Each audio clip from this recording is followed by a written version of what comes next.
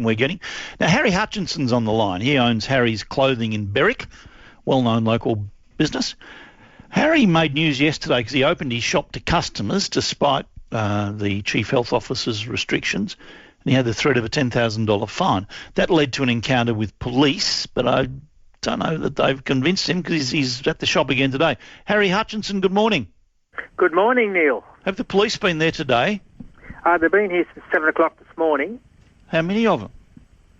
There's three cars, two in each car, so there's 6 police officers all in all. Have they spoken to you? Yeah, they come in and had just to let me know that they were here this morning. Very polite, very nice, and I have no problems with them. I've offered them coffee and something to eat while I was sitting in their car. Did they accept? Yes, they did. Oh, I they made did. them. Yeah. Okay, so what's the message? Are you trading today?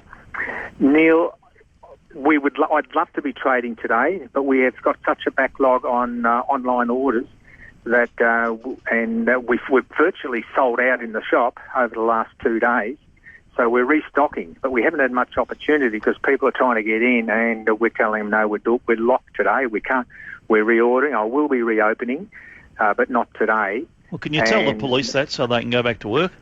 Yeah, I did. Oh, okay. I said we're not, and it's clearly obvious that we're not trading. But anyway, they. So what are you doing? You're doing a click and collect, eh? Yeah, just click and collect today. How come you've sold out? Is this the attention you've had? Oh, Neil, I've never seen anything like it. My customers are just coming in from all around the place, and they're just grabbing things. They're not even looking at it. Some people are coming in, picking up something, and then walking out without taking it with them. It is insane.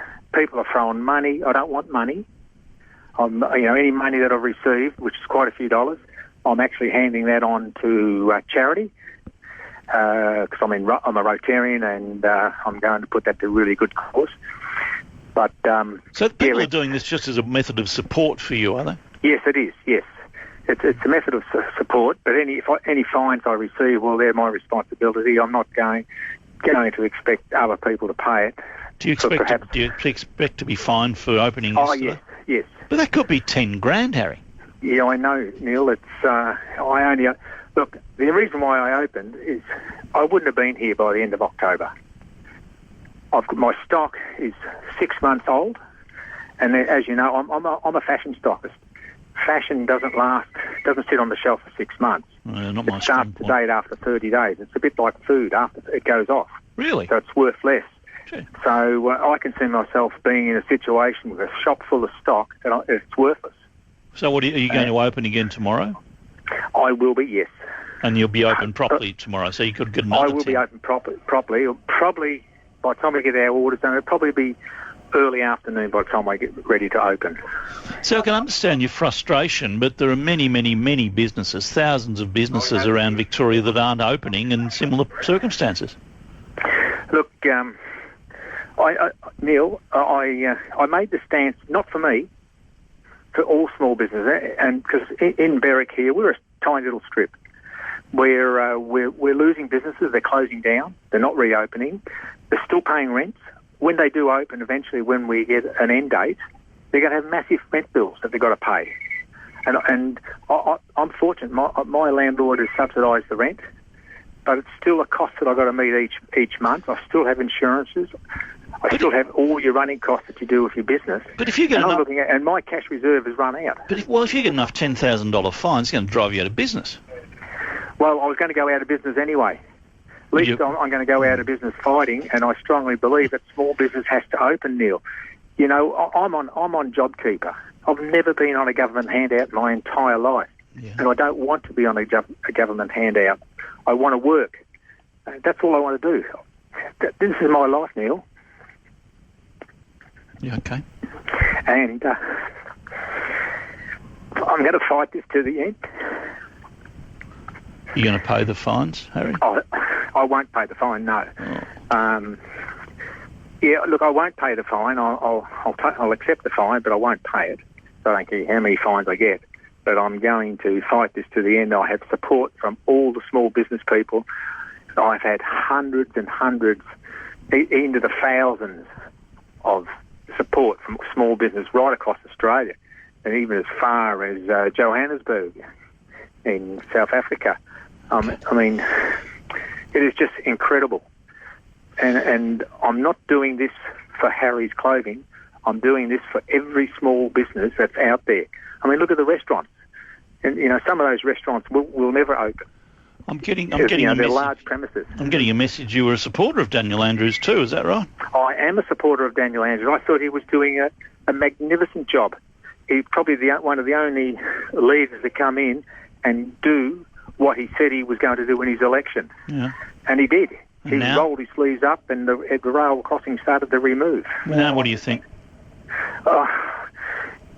He's got to let go. He's got to realise small business is on its knees. And if he continues with a no end date for us in small business, we're losing people. I know of 2 people who have committed suicide, which he doesn't want to cover. A guy had an established business in Reservoir, one of our members. A guy who had a business in Queensland. That's 2 that I know in my category. So there's going to be more. They've had enough. They're up to their neck in debt. And like me, they've got stock that's stale and I'll get nothing for it. And, I've had even the professionals, accountants who can't open, solicitors. Okay, look, we'll keep in touch with you, but look after yourself. You're obviously very distressed by it, so look after yourself. I am, Neil. Okay, will you look after yourself, will you? I will, and I appreciate your call, and you do a fantastic job. Good on you, Harry. We'll talk to you and see what unfolds. Brad Battin, who's Harry's local member for Gembrook, has called in. Brad Battin, yes? Hello? G'day, Neil. How are you going? What do you think? Yeah, look, it's just disappointing. The reactions and frustration from Harry, and as we've put the hashtag, I stand with Harry, but I stand with Harry. It's small businesses across Victoria, but they haven't got a date. And Daniel Andrews, he keeps removing hope. He's come out saying this Sunday, we're going to give you another range of plans, change the plan again, but he's already said retail won't be included in that. For people like Harry, they're struggling. They can't pay the rent. It's absolutely and utterly killing them, and I'll continue to stand with people like Harry. I don't support laws being broken, but what I do support is a business who's go out fighting, and I'll stand by him every step of the way. But Harry could end up in jail. He gets several $10,000 fines and he won't pay them. I mean, he sounds like a very decent man, a Rotarian, all these things. He's an amazing person. He's done so much for our community, and he's a grown man who'll make his own decisions on those things. But I will continue to work with him because at the end of the day, the message has to be quite simple. This Sunday, Daniel Andrews is going to go out in front of the media in his 107th or 8th, whatever it will be, conference. He needs to have a plan to open those retail stores. It's places through my entire electorate, but in Berwick, which I'm going to focus on now, so many businesses, they don't want a $3,000, $10,000 or $15,000 handout. They just want to open their bloody doors and get back to business, and they can't do it. As a small business operator that I was, I understand the frustration. They can't pay their staff. It's killing them when their staff members are losing houses because they can't pay their wages. It's not fair. It's not right. And the only person that can fix it this weekend is Daniel Andrews, and I bet you he doesn't because he's too pig-headed. Thank you, Brad Battin, the local member for Gembrook. Harry was Harry Hutchinson before that. I'm reminded of years ago there was a case out in Caulfield, Penhadrick's hardware store, and they were campaigning for not 24 hour, but Sunday trading.